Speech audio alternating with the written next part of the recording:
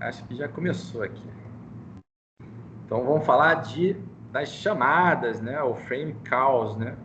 Que são as coisas que a gente pode chamar dentro do frame. Vou tentar aqui fazer com a tradução automatizada. Então, ó, o que seriam essas calls, né? São as chamadas que permitem, né, que o usuário interaja com a função de transição de estado, né? Então, são coisas que vão poder ser chamadas dentro da blockchain, né? Aqui a gente vai aprender como criar, né, essas chamadas no seu pallet, usando a infraestrutura do frame, né? Vamos lá, né? O termo chamada, extrínseco, despachável, né? Eles são todos misturados, né? Dentro dessa terminologia, né? Então, aqui a gente tem uma frase que deve ajudar a esclarecer o relacionamento entre esses termos, né? Que são semelhantes. Tá? Então, o usuário envia um extrínseco para a blockchain, que é uma coisa que vem ali de fora, né? E ele é disparado para uma chamada num pallet. Tá? Então, esse despacho aqui, ele vem de dispatch, né? Vou botar aqui em inglês só para vocês verem e se acostumarem com o termo em inglês também, né? Users submit an extrinsic to blockchain, which is dispatched to a pallet call. Tá? E o pallet call é o que a gente vai implementar lá, né? O método que está lá, né?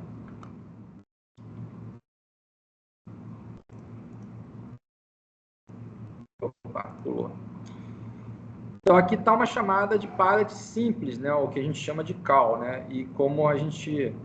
O que tem aqui dentro dela, né? Tem que observar o seguinte, né? Existe aqui dentro da infraestrutura do frame, tem algumas macros, né, que a gente tem que usar. Então, aqui você tem, ó, o pallet call para marcar, né, especificamente qual que é a chamada, tá?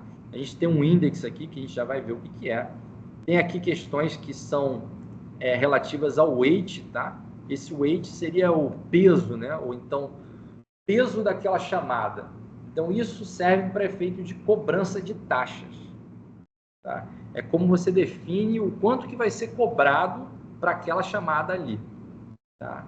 Então, as chamadas para blockchain podem ser cobradas. Tá? O weight é que vai definir isso. Oi? São as fees, né? Esse cara aqui, esse weight info, né? Tá? É a gente que define quanto que vai ser cobrado para cada chamada, tá? Existem os parâmetros também, a gente vai dar uma olhada nesses parâmetros, né? Que ficam aqui, né?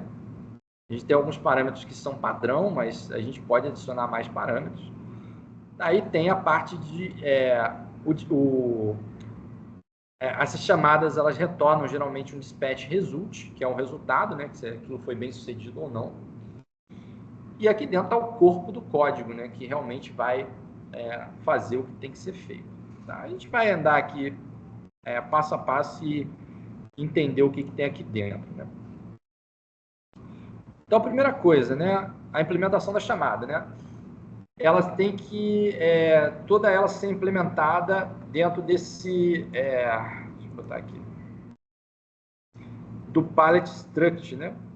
Vamos lá, esse cara aqui, a implementação dele, ó, você vê que tem um cara que chama a implementação desse struct aqui que chama pallet, tá?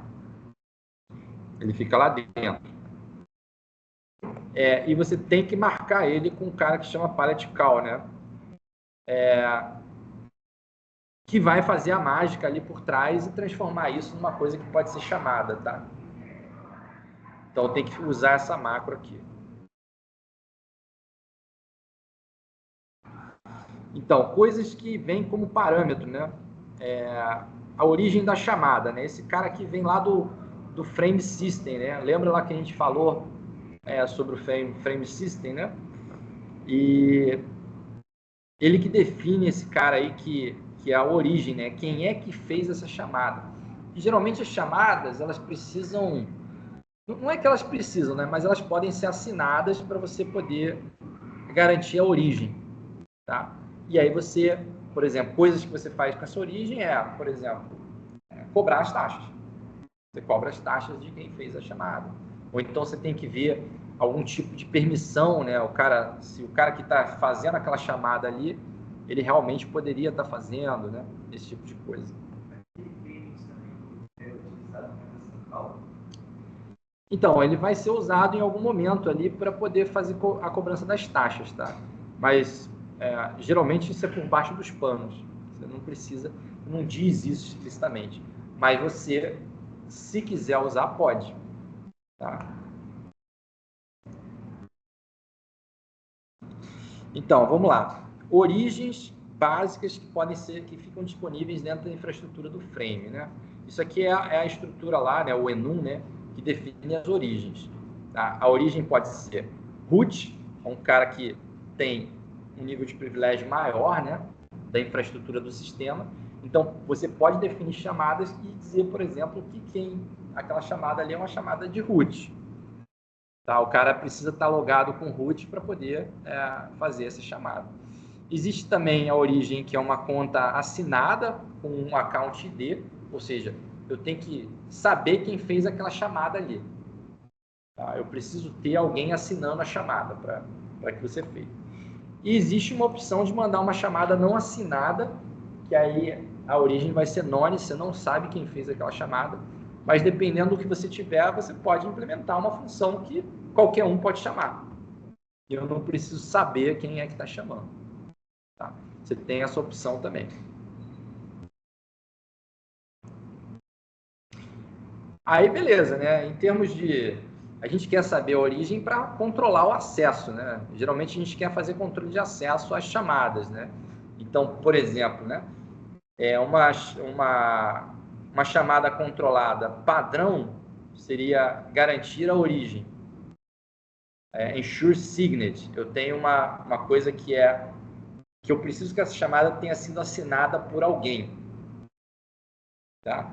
Então, tem o ensure signet, origem, essa função aqui, que vai te garantir isso e vai te retornar o account ID de quem está chamando. Tá? Então, é muito comum você ver na implementação dos pallets esse tipo de chamada aqui. Tá? Tudo bem? Tranquilo?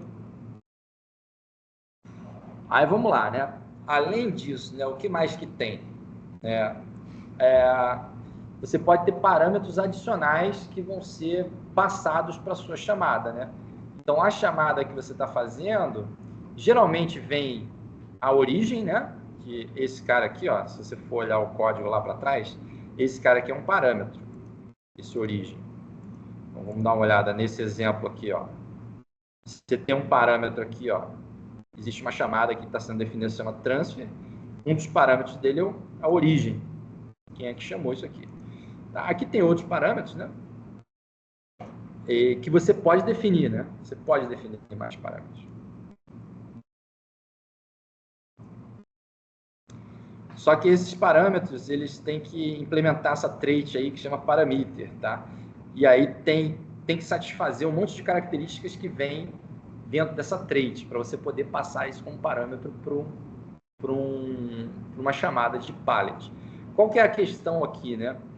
Esses dados que são passados, eles têm que ser codificados, né? Usando aquela codificação que chama scale, que a gente viu em algumas aulas atrás, para você poder pegar os dados e passar os dados para a blockchain.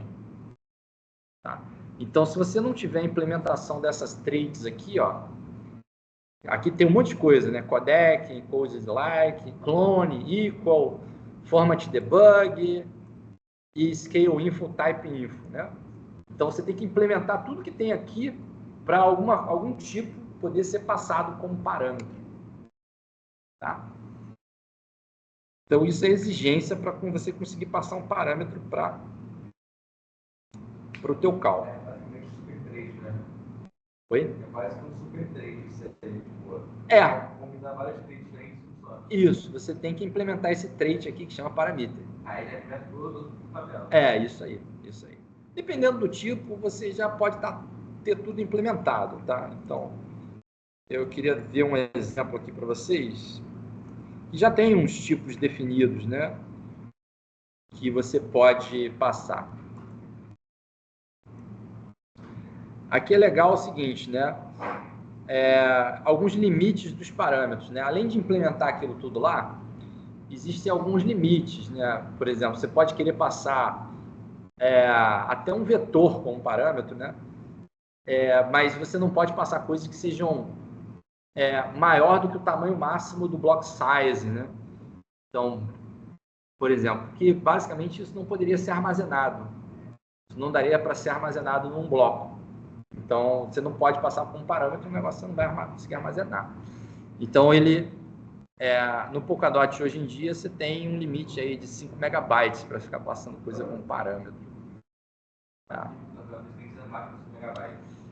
Na verdade, geralmente a gente não passa arquivos com parâmetro. Quando você precisa fazer alguma coisa com um arquivo, você vai guardar isso em outro lugar e você passa, por exemplo, o hash do arquivo. Entendeu? Acho que teve um exemplo umas 2 aulas atrás, não sei se foi na aula passada, que a gente mostrou um pallet, acho que foi na aula passada, que foi o pallet existencial. Você não passa o arquivo para o pallet, você passa o hash do arquivo, tá? Porque, cara, o storage em blockchain é caro, então você não pode ficar armazenando muita coisa, você armazena só o mínimo possível, tá? Então você não vai chegar em casos que você precisa passar muitos dados ali para a tua blockchain. Tu faz um hash, passa o hash, que você usa isso para verificar a autenticidade do dado que vai ficar guardado em outro lugar, tá? É basicamente assim que a gente trabalha com blockchain, tá?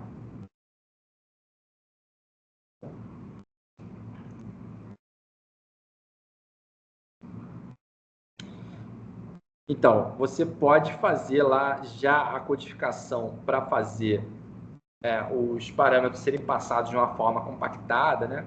Usando uma marcação aqui, um macro que chama Palette Compact. Você faz a marcação disso no teu parâmetro que você está passando e ele vai economizar bytes quando ele for passado como parâmetro, tá? Ele já vai compactar isso, tá? Aqui é um exemplo de como é que você faz um parâmetro que é passado, que é um balance, né? Que é um tipo já pré-definido, e ele já passado compactado para você não cair nesse problema de falar, pô, passou da quantidade de bytes que eu posso passar aqui.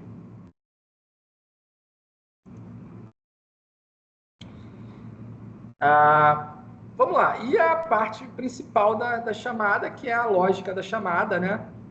Você tem aqui o corpo do método, né? Que é onde realmente vai acontecer as coisas, que é uma implementação em Rush, né? Só que tem uma regrinha importante aqui que vocês têm que seguir, né? Então, existe um problema se a tua chamada ela entrar em pânico. Se ela fizer um panic, tá?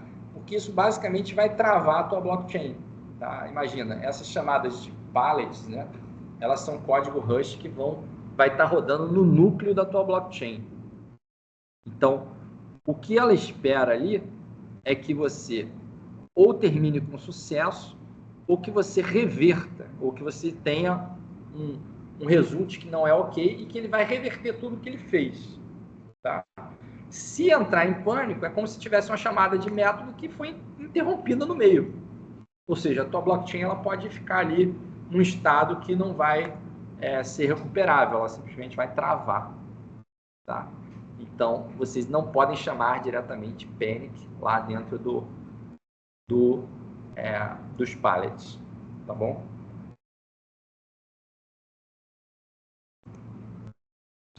Então, para evitar isso, né, você tem um tipo de retorno que se chama dispatch result, que ele vai retornar ou uma coisa que é ok, né, que é uma coisa válida, né, você só dizer que foi tudo bem, ou então ele vai retornar um cara que é um dispatch error, tá?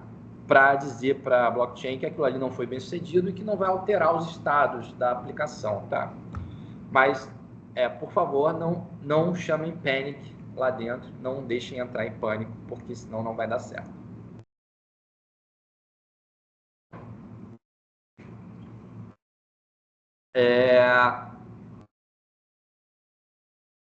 Como é que você pode retornar um dispatch error, né? Então, você pode usar, por exemplo, essa macro aqui, né, que é o ensure, que é você fazer uma verificação e que se essa verificação não for bem sucedida, ela vai lá e te retorna lá um erro, tá? Quando você retorna um erro, você vai basicamente reverter todas as modificações que foram feitas ali dentro daquela função. Então, considera que você não precisa fazer a implementação de fazer o rollback das coisas. Tá? Enquanto você está alterando lá o storage do substrate, se você lançar uma exceção ali, né, ele vai entender que ele tem que desfazer tudo que foi feito e já vai desfazer para você. Tá? Então é como se fosse um banco de dados, ali você tem um transaction, né, você tem umas coisas ali que vão dar certo para você.